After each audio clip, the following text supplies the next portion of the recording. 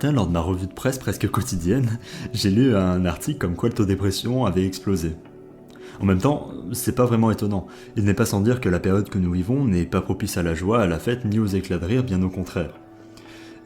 Crise, guerre, épidémie, terrorisme, faillite, désastre écologique, des sujets bien trop évoqués sur nos écrans, entendus sur nos ondes, lancés dans nos conversations, bien trop quotidiennes.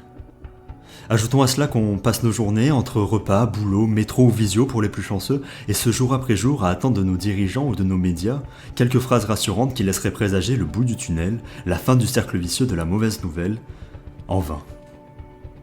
Puis on passe les heures, les jours et les semaines à se demander quand est-ce que cela finira. Le masque chirurgical cache un masque bien plus difficile à enlever, celui de la tristesse et de la morosité. En fait, à notre époque, être heureux, c'est synonyme de déconnexion de la réalité, une sorte de perte de rationalité. Comment être joyeux face à la misère du monde? Comment sourire face à tant d'injustices? Puis, c'est vrai quoi, pourquoi chercher les petits instants de bonheur de notre vie quotidienne alors que des amas d'idées noires et de cafards sont à portée de main? Et oui, qu'il est difficile d'avoir 20 ans en 2020. Ce n'est pas moi qui le dis, c'est notre président lui-même. Et si malgré tout, on reprenait confiance?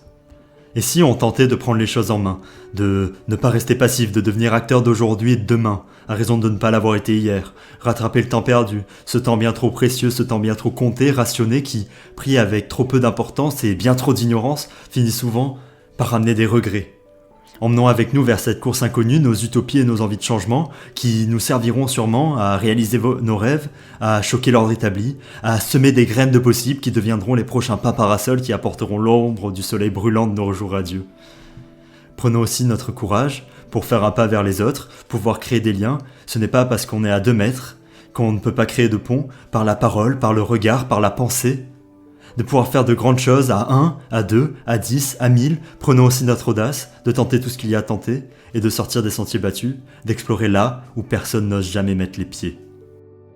Car cette période de changement et de bouleversement en tout point est idéale pour se réinventer, et construire un nouveau monde à notre image, un monde plus joyeux et moins terne, moins morne et mortifère, un monde plein d'espoir, pour une génération qui en a tout autant.